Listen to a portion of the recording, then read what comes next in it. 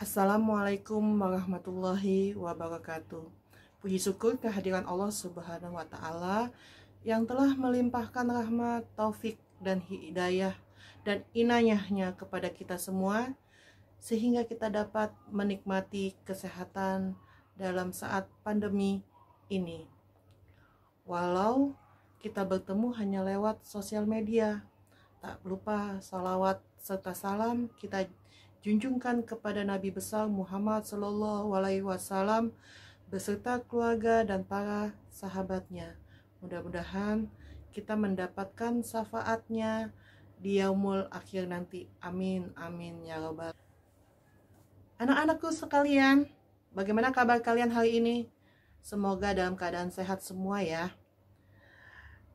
Tak terasa kita telah menjalani 2 minggu bulan Ramadan, dan tak terasa pula kita hampir 2 bulan telah berada di rumah saat kita tanggal 16 Maret di rumah saja sampai saat ini. Anak-anakku semua, bagaimana kabar kalian hari ini? Semoga kita semua dalam keadaan sehat walafiat tanpa kekurangan suatu apapun. Amin. Tak terasa kita hampir 2 bulan berada di rumah saja, dan 2 minggu sudah menjalani ibadah Ramadan. Bagaimana kalian Ramadannya? Ya, memang Ramadan kali ini Ramadan yang berbeda. Kenapa berbeda? Ya, ibadah yang kita lakukan biasanya di musola, di masjid, tapi ini semua kita laksanakan di rumah saja. Kenapa di rumah saja? Ya, memang pemerintah lagi menganjurkan kita berada di rumah saja, melakukan ibadah di rumah saja. Yang biasanya kita sholat tarawih di masjid atau di musola, dan kita berbuka puasa bersama dengan teman-teman, biasanya di jadwal minggu ini dengan teman SD, dengan teman SMP, dengan teman SMK, dengan teman yang sosial media. Intinya kita semua lakukan di rumah saja. Sholat tarawih berjamaah di rumah saja, jangan kemana-mana. Untuk ibu berharap kalian semua sabar menghadapi semua ini. Memang tidak nyaman. Yang biasanya kita hidup bersosial, tiba-tiba kita berada di rumah saja. Bosan? Ya. Jenuh? Ya. Kita coba cari kegiatan yang bermanfaat. Apalagi di bulan Ramadan ini, bulan yang penuh barokah, penuh limpahan pahala, yang ketika kita melakukan kegiatan pahalanya itu berlipat ganda. Jadi gunakanlah di bulan Ramadan ini dengan disibukkan dengan ibadah kalian, tadarus kalian, sholat wajib ditambah dengan sholat sunat kalian. Ibu berharap kepada kalian untuk dapat bersabar menghadapi pandemi ini. Memang bukan hanya negara kita saja, tapi hampir seluruh negara yang ada di dunia ini, sekitar kurang lebih 129 negara yang mengalami pandemi ini. Ibu berharap kepada kalian semua untuk tetap bersabar, berada di dalam rumah saja, tidak kemana-mana, menghadapi ini semua supaya memutus mata rantai penyebaran COVID ini. Ibu yakin dan paham kepada kalian tahu cara mencegah ini. Sudah banyak beredar informasi dari sosial media, televisi, memberikan pengetahuan tentang COVID itu seperti apa. Ibu percaya pengetahuan kalian tentang COVID itu lebih luas, lebih tahu tentang menjaga jarak dan segala macamnya. Ibu percayakan kepada kalian. Tapi tolong kalian bersabar dalam menghadapi ini semua, sehingga COVID ini pandemi ini cepat berlalu, sehingga kita dapat beraktivitas kembali, kita bisa bersekolah seperti biasa. Apakah kalian nggak kangen dengan guru kalian? Nggak kangen dengan sekolah kalian? Nggak kangen dengan jajanan kantin? Maka Ibu berharap kalian bersabar menghadapi ini, bersabar untuk berada di rumah saja, karena sesuai dengan surat Al-Quran, surat Al-Zumar ayat 10, yang artinya sesungguhnya hanya orang-orang yang bersabarlah yang dicukupkan pahala mereka tanpa batas. Dan Al-Baqarah ayat 153.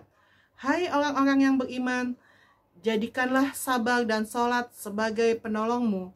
Sesungguhnya Allah beserta orang-orang yang sabar. Nah, dari dua ayat ini jelaslah bahwa ketika kita sabar menghadapi pandemi ini, Allah akan melipat gandakan pahala kita. Apalagi dalam bulan Ramadan ini, banyaklah berdoa kepada Allah. Insya Allah doa kita diijabah, dilindungi kesehatan kita, dilindungi keluarga kita semua dari virus yang mematikan. Jadi tolong kalian bersabar. Kalian jangan mengeluh. Mungkin apa yang kalian rasakan, kalian merasa, aduh, aku nih paling merana ya, aku paling susah ya. Ternyata tidak, masih ada saudara-saudara kita yang hidupnya lebih susah dari kita. Disinilah diperlukan empati kalian terhadap saudara-saudara kita. Ketika kalian ada kelebihan, silahkan membantu, tapi ketika tidak ada kelebihan, kalian lakukanlah hal yang apa yang bisa kalian lakukan untuk saudara-saudara kita semampu yang kalian bisa. Contohnya seperti gambar yang seperti di samping ibu ini.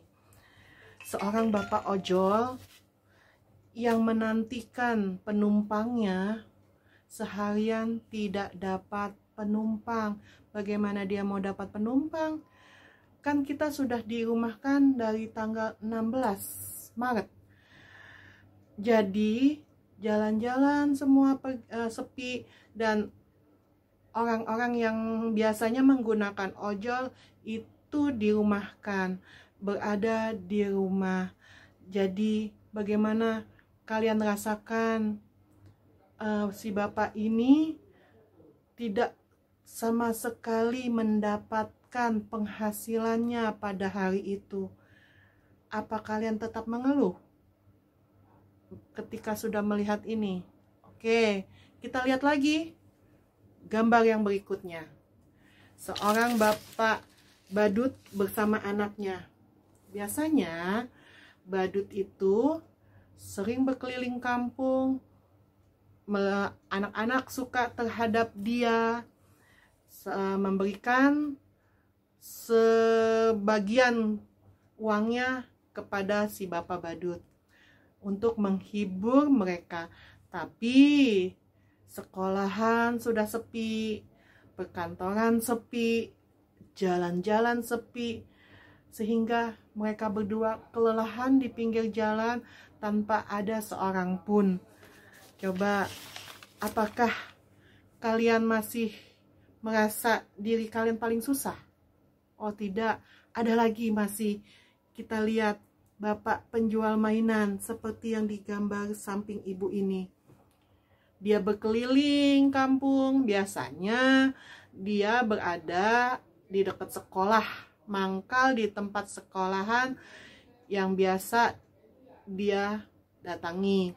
Tapi karena sekolah itu sudah tidak ada aktivitas karena COVID ini, maka tidak ada satupun mainan yang bisa terbeli oleh anak-anak. Masih utuh mainannya. Bapak ini masih beraktivitas untuk melakukan, berusaha berikhtiar untuk menjual mainannya. Selanjutnya, gambar yang ini. Miriskah kalian melihatnya?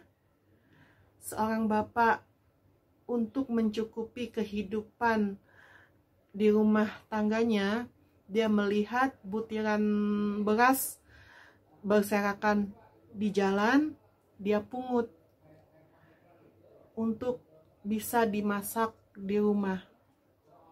Tolong bagi kalian yang merasa berlebih makanan ataupun bisa makan hari ini, tolong kalian lihat gambar ini. Untuk bisa makan pun si bapak ini mesti memungut dari jalanan ceceran-ceceran beras yang ada. Bagaimana kalian merasakannya? Tolong ibu berharap kepada kalian, semoga ketika kalian makan, habiskan. Karena kalian ingatlah, ketika kalian gak menghabiskan makanan itu, ada orang lain yang masih membutuhkan makanan. Selanjutnya kita lihat gambar berikutnya. Ada seorang kakek yang telah di PHK dari pekerjaannya, dan di rumah di Jakartanya itu dia tidak punya penghasilan, sehingga dia berpikiran untuk pulang kampung. Kampungnya itu di Surabaya. Dia udah tidak punya ongkos lagi, dia tidak punya uang lagi, sehingga dia menggunakan sepedanya untuk pulang kampung. Kalian bayangkan perjalanan dari Jakarta ke Surabaya naik sepeda, pastilah lelah, pastilah capek, sudah tua pula. Nah, untungnya si bapak ini ketika dia beristirahat, dia dapat tumpangan, walaupun di mobil pick up. Oke, masihkah anak-anakku mengeluh? Masihkah anak-anakku menyesali keadaan? Oh tidak. Apa yang kalian lakukan saat ini, apa yang kalian hadapi, apa yang kalian dapati saat ini adalah kenikmatan yang Allah berikan kepada kalian yang luar biasa. Syukurilah itu. Apapun yang ada, yang didapat, yang diperoleh oleh orang tua kalian, terimalah saat ini. Jangan protes, jangan mengeluh, jangan meratap, tetap semangat. Ibu yakin kalian bisa. Allah memberi cobaan kepada umatnya, itu pasti umatnya masih bisa menerima itu. Ibu berharap apa yang didapat oleh orang tua kalian, terima, syukuri, jangan mengeluh. Anak-anakku sekalian, tindakan dan kata-kata yang keluar pun bisa jadi tidak bijaksana. Salah satu akibatnya ialah menghilangkan empati kepada orang lain. Padahal empati adalah sifat yang sangat penting untuk kita bisa merasakan penderitaan orang lain.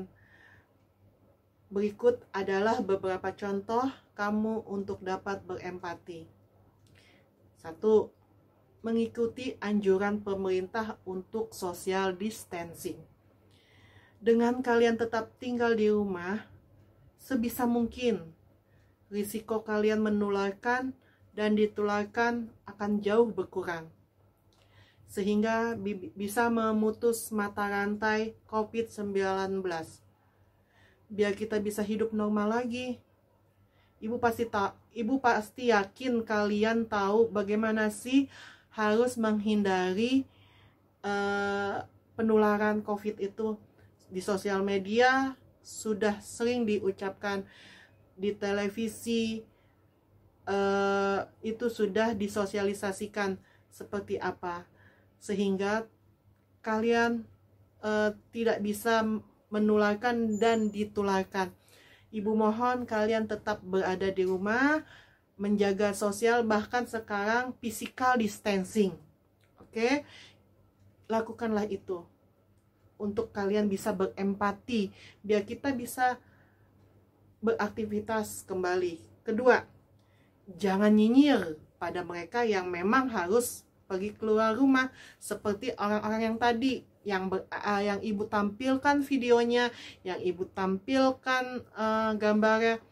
Kalian jangan berkata, kenapa kamu keluar rumah, kenapa kamu tidak bersosial distancing, kenapa tidak physical distancing. Mereka itu memang dalam keadaan membutuhkan. Mereka pasti tahu bahwa di luar sana itu dalam bahaya, tapi karena kebutuhanlah yang mendesak membuat mereka harus keluar. Jadi tolong bagi kalian tetap berada di rumah saja yang bisa di rumah. Doa yang baik yang bisa kalian lakukan, misalnya kalian tidak bisa berbagi, lakukanlah dengan memberikan doa doakanlah orang-orang yang sedang keluar itu, semoga dia terhindar dari penyakit ini, semoga Allah melindungi mereka semua, semoga Allah memberikan kesehatan kepada mereka. Karena doa yang baik kepada sesama akan berbalik juga kepada kita. Sebaik kamu mendoakan orang, maka kamu pun mendapat doa yang sama. Itu yang ibu harapkan. Oke, selanjutnya yang ketiga, tidak panik buying. Kalian memang bisa membeli perlengkapan, kebutuhan apapun untuk mencukupi keadaan kalian saat ini. Oke, tapi tolong berempati terhadap orang lain yang memang masih kekurangan. Sebisanya kalian membeli apapun itu secukupnya saja. Selanjutnya, menghindari candaan sosial virus corona. Nah, ini nih yang sering ibu lihat di sosial media. Keadaan lagi keadaan pandemi seperti ini, virus corona seperti ini, janganlah dibuat candaan. Yang ibu lihat tuh ya, di jalanan ada anak muda yang pura-pura pingsan, membuat panik. Buat apa itu coba? Nggak ada manfaatnya. Membuat orang panik, dia bahagia. Itu yang tidak bagus sekali. Mendingan kalian diam di rumah, stay di rumah, lakukan yang hal positif. Misalnya, lakukanlah hal yang bermanfaat. Kalian bisa menggambar, lakukan video, langsung upload di YouTube. Itu kan hal yang positif yang bisa kalian lakukan, daripada membuat panik orang sekitar. Ada lagi membuat lagu-lagu candaan yang gak bagus, yang ibu lihat di sosial media. Ibu yakin kamu juga tahu. Itu tolong kalian camkan. Kalian harus berempati, keadaan kita seperti ini jangan sampai membuat panik lagi, sehingga kalian senang melihat orang panik. Ibu mohon anak-anak ibu tidak seperti itu. Selanjutnya, taati arahan pemerintah. Apapun itu arahan pemerintah, suka tidak suka, mau tidak mau, kita harus menerimanya. Pemerintah melarang kita pulang kampung, mudik, atau apalah. Jangan kalian permasalahkan permasalahan pulang kampung dan mudik. Yang intinya adalah kalian tetap berada di rumah saja, tidak kemana-mana. Ibu berharap seperti itu untuk memutus mata rantai ini. Jadi kalian tetap di rumah. Memang Ramadan kita kali ini, Syawal kita, hari raya Idul Fitri kita memang berbeda. Ya, memang berbeda. Mungkin Allah ingin melihat ketaatan kita terhadap ibadah, terhadap Allah, untuk melakukan ibadah yang benar-benar taat, yang benar-benar khusyuk, sehingga kita full melakukan kegiatan ibadah. Biasanya nih ya, bulan puasa kita Ramadan disibukkan dengan kegiatan yang biasanya, dan alasan kita, oh nggak bisa ngaji, nggak bisa khatam karena capek, kita penuh kegiatan, di sekolah penuh, ada tugas, di kerjaan ada pekerjaan yang menumpuk yang harus diselesaikan. Nah, dari sini kita bisa mengambil kesimpulannya bahwa kita di rumah saja berarti harus lebih tekun lagi ibadahnya. Makanya laksanakan aturan pemerintah. Pemerintah itu sudah bersusah payah melaksanakan, membuat strategi, membuat aturan supaya bisa memutus mata rantai, bahwa jadi jangan meningkat lagi yang positifnya. Saat ini yang kena corona ini kan makin meningkat. Jadi pemerintah itu nggak gampang loh.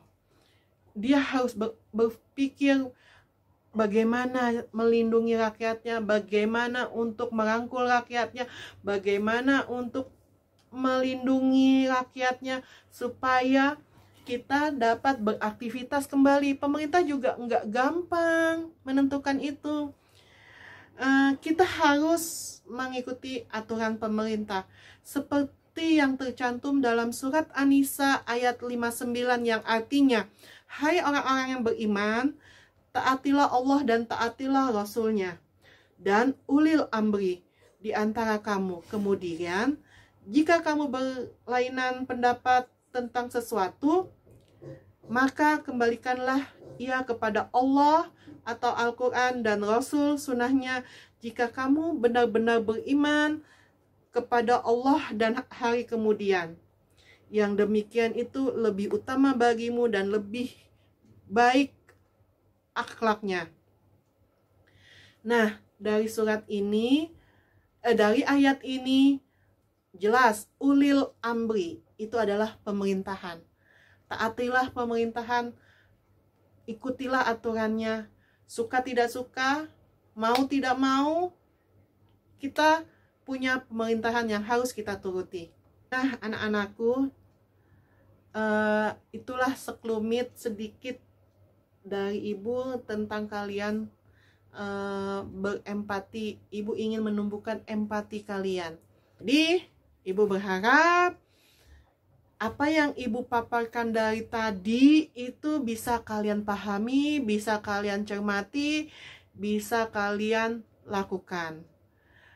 Beribadah saat ini di bulan Ramadan ini, bulan yang penuh barokah, ayo kita lakukan hal yang baik. Mumpung pahala lagi banyak nih, pahalanya berlipat ganda nih, ayo kita lakukan. Kalau misalnya kayak di mall ya, diskon, kita pasti pengen ngambil diskon, selalu kita mencari diskon. Nah, kalau di bulan Ramadan ini, apapun yang kita lakukan itu pahalanya berlipat ganda. Jadi ibu pengen kalian lakukan hal-hal yang terbaik yang kalian bisa lakukan. Semoga kalian dan kita semua sehat semua dalam lindungan Allah Subhanahu wa Ta'ala. Amin. Dalam bulan yang baik ini, dalam bulan yang suci ini, bulan penuh barokah, bulan penuh ampunan, baiknya kita sama-sama berdoa, mohon ampunan, mohon petunjuk, mohon dihindari, mohon dicepatkan, mohon pandemi ini segera berakhir. Semoga kita bisa beraktivitas kembali. Semoga kita semua dapat menjalani kehidupan ini dengan normal kembali. Amin, amin ya rabbal alamin. Demikianlah sedikit dari ibu hari ini. Ibu akhiri. Wassalamualaikum warahmatullahi wabarakatuh.